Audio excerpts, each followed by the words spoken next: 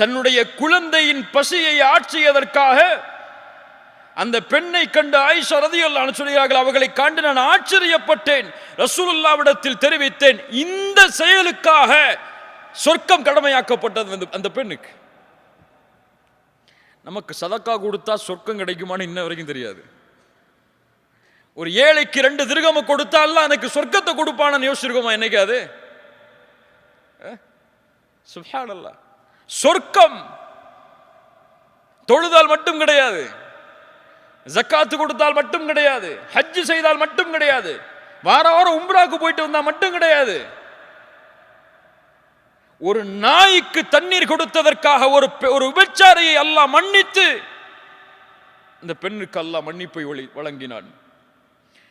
இன்னொரு ஆண் தண்ணீர் கொடுத்ததற்காக இன்னொரு நாய்க்கு அல்லாஹ் அந்த ஆணை மன்னித்து